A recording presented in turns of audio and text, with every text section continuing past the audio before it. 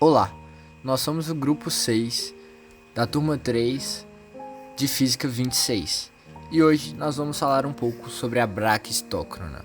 Braquistócrona é uma palavra de origem grega que quer dizer caminho mais rápido, caminho mais breve. Tal tema se refere a uma questão que foi proposta por um dos irmãos Bernoulli, o Johann Bernoulli. O desafio consistia na seguinte pergunta: qual é o caminho que conecta dois pontos A e B de tal forma que uma partícula solta, sujeita à gravidade, percorreria esse caminho no menor tempo possível? E essa questão por si só é de uma natureza muito interessante, já que a gente está buscando um equilíbrio, na verdade, entre um caminho curto o suficiente para a partícula percorrer rápido, mas também um caminho que dê velocidade suficiente para que essa partícula percorra no menor tempo possível. Então, no final das contas, o que esse desafio propõe é um equilíbrio entre a inclinação da curva e o seu comprimento.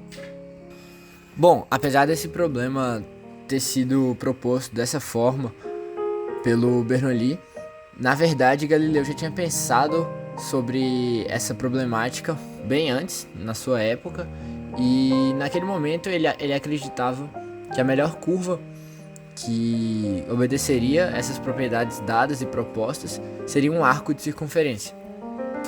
E nesse sentido já dava para ver que naquela época ele já tinha uma noção de que talvez um pouco de curvatura ajudaria para esse caminho mínimo, mas apesar de ser uma boa solução, existem melhores. Voltando à época do Johann Bernoulli, que propôs o desafio em 1696, ele propôs isso como um desafio para a comunidade matemática ali da Europa, e há um mito, há um boato de que foi também para se mostrar mais inteligente do que seu irmão, que eram ambos grandes matemáticos, mas com rivalidade bastante acentuada também. Mas a mística não acaba por aí. As histórias dizem que Isaac Newton recebeu esse desafio e ele ficou totalmente indignado ali com alguém desafiando ele, ainda mais na luz da sua idade, ele já estava bem velhinho.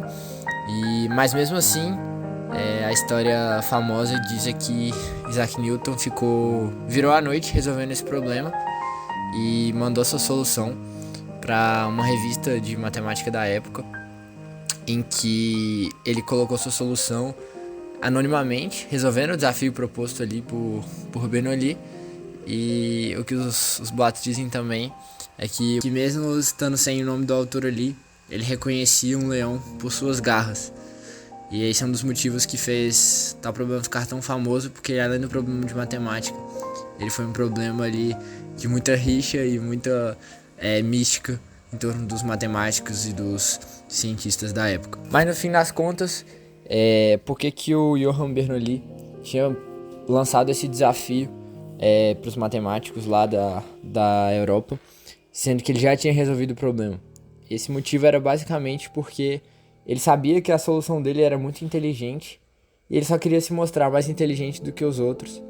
E depois que Newton publicou sua solução anonimamente na revista, ele publicou a sua solução, que realmente tinha um caráter engenhoso bastante acentuado. A engenhosidade de Johann Bernoulli estava no fato de que ele usou o princípio de Fermat, de que a luz percorre o caminho no tempo mínimo, para tirar sua ideia e conseguir descobrir qual que era aquele caminho que levaria a partícula de um ponto A até um ponto B no menor tempo possível. Mas vamos lá, como é que ele conseguiu introduzir o princípio de Fermat em um problema de mecânica, né? O que ele fez? Ele imaginou o seguinte: a gente sabe que naquele caminho em que a partícula fosse percorrer, a sua energia mecânica ia permanecer constante, claro, pensando que aquele caminho não ia ter forças de atrito havendo, forças dissipativas, apenas forças conservativas. Então, nesse sentido, a gente pode ver que a velocidade da partícula é proporcional à raiz quadrada da variação da altura dela. Então, nesse sentido, Johann conseguiu esquematizar como se fossem diversas camadas de um índice de refração, em que cada camada a luz se propagaria com uma velocidade proporcional à sua distância vertical do ponto inicial.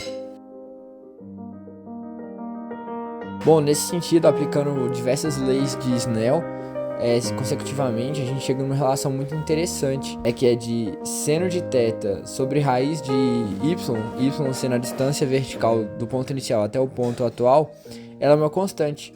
E com isso, a gente consegue também achar uma relação para tangente de θ, ou seja, a inclinação da curva mesmo. E Johann Bernoulli, sendo um matemático muito esperto e muito conhecedor de diversas áreas da geometria e dos problemas físicos também, ele imediatamente reconheceu essa relação como sendo a relação da cicloide, que foi depois demonstrada pelo querido professor Marc Levy, lá dos Estados Unidos. Ele demonstrou de uma forma bem esperta e bem simples como é que isso acontece, como é que a gente consegue perceber essa relação. Então, a partir daí, com toda essa construção geométrica, física, utilizando o princípio de Fermat, utilizando os conhecimentos de mundo mesmo, Bernoulli consegue resolver e mostrar que a cicloide é o caminho que nos dá a curva mais breve, né? Que liga dois pontos. E além disso, o que é uma cicloide, né? A cicloide, ela pode ser obtida a partir da marcação de um ponto em uma circunferência, e essa circunferência, quando ela começa a rodar sem deslizamento, e se a gente traçar a trajetória desse ponto ao longo do tempo, a gente vai obter uma cicloide.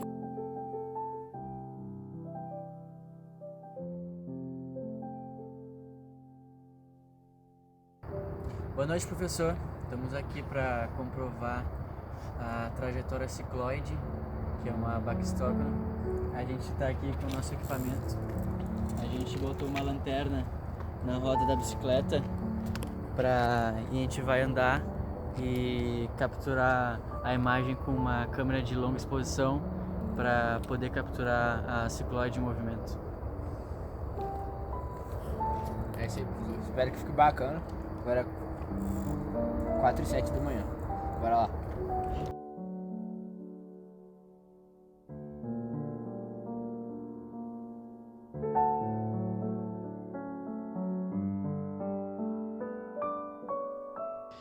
E ficamos por aqui. Muito obrigado a todos os nossos patrocinadores, e especialmente o canal True Blue and Brown, de onde tiramos diversas informações.